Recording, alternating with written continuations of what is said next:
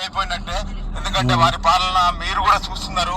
ఎందుకంటే కేసీఆర్ చేసిందే తప్ప ఈ తెలంగాణ రాష్ట్రానికి కాంగ్రెస్ ప్రభుత్వం చేసిందేమి లేదు.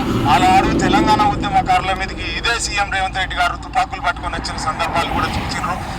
అలాంటి వ్యక్తిని సీఎం చేసుకున్నాం, తప్పు చేసుకున్నాం, మేము బురదలో కాలేసినాం.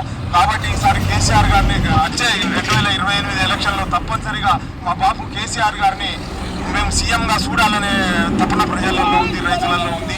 దానికి సంఘీభావంగానే మేము పాదయాత్రగా బయలుదేరినాం.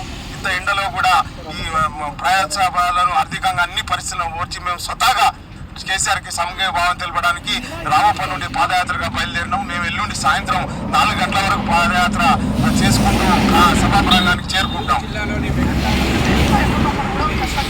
సభా ప్రాంగణం వరకు కూడా చేరుకుంటాము. ఎందుకంటే బాబు ఖచ్చితంగా మళ్ళీ రావాలి, మళ్ళీ అధికారంకి వస్తే మేము కాపాడుతామని చెప్పేసి కూడా ఉన్నటువంటి వారు టీఆర్ఎస్ కార్యకర్తలతో పాటు ఇందులో కొంతమంది రైతులు కూడా ఉన్నారు. అంటే రైతులు వారు ఒకటే చెప్తున్నారు, మేము అనేక సమస్యలు పడ్డాం, ఖచ్చితంగా మార్పు వస్తుందని చెప్పేసి మేము భావించాము. మాకు ఇచ్చేటువంటి పథకాలు కావచ్చు, వారు ఇచ్చేటువంటి హామీలను కూడా నెరవేర్చాలని అనుకున్నాం. కానీ ఈ పరిస్థితి వస్తుందని చెప్పేసి మేము అనుకోలేదు. కాబట్టి ఖచ్చితంగా కేసీఆర్ మళ్ళీ రావాలి, వస్తే మా జీవితాలు కూడా మారుతాయని చెప్పేసి కూడా టీఆర్ఎస్ పార్టీ కార్యకర్తలు కూడా చెప్పారు.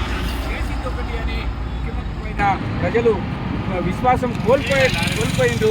ఇప్పుడు ఎప్పుడెప్పుడు మరి మీటింగ్కు పోయి కేసీఆర్ గారు ముఖ్యమంత్రిగా చూడాలనే ఆలోచనతో ప్రజలందరూ ఉన్నారు.